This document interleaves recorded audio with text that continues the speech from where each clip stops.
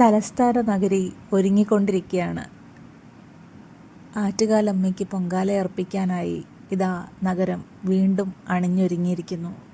വർണ്ണശബളമായ പല നിറങ്ങളിലുള്ള വർണ്ണ കാഴ്ചകളാണ് നിങ്ങൾ കണ്ടുകൊണ്ടിരിക്കുന്നത്. എത്ര മനോഹരമാണ്! അമ്മയുടെ തിരുസന്നിധിക്ക് അടുത്ത് നിന്നാണ് നമ്മൾ ഈ വീഡിയോ എടുത്തുകൊണ്ടിരിക്കുന്നത്. വീഡിയോ എടുക്കാൻ സഹായിച്ചത് വൈഷ്ണവിയാണ്. എത്ര മനോഹരമായിട്ടാണ് ഉറങ്ങാത്ത രാത്രികൾ.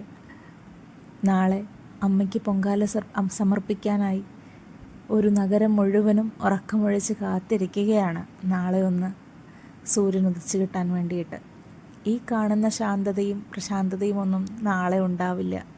ഭക്തി നിർഭരമായി ഒരേ സ്വരത്തിൽ അമ്മേ നാരായണ, ദേവി നാരായണ, ലക്ഷ്മി നാരായണ എന്ന മന്ത്രധ്വനി മാത്രമായിരിക്കും ഒരു നഗരം മുഴുവനും. സൂര്യൻ്റെ കനൽ ചൂടിൽ, അടുപ്പിൻ്റെ നേറുന്ന നീർജ്വാലകളിൽ ഭക്തിസാന്ദ്രമായിട്ടുള്ള നിമിഷങ്ങളായിരിക്കും നാളെ.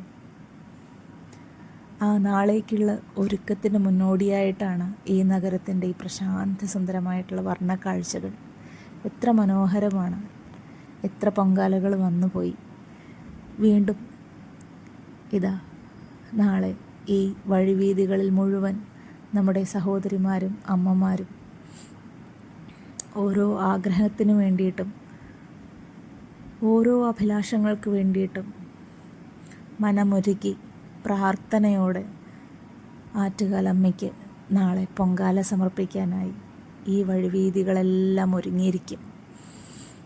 നിങ്ങൾക്ക് കാണാം, വഴിയിലെല്ലായിടത്തും കലവും അടുപ്പുമെല്ലാം ഇപ്പോഴേ കൂട്ടിവെച്ച് തയ്യാറെടുക്കുകയാണ് നമ്മുടെ രാജനഗരം.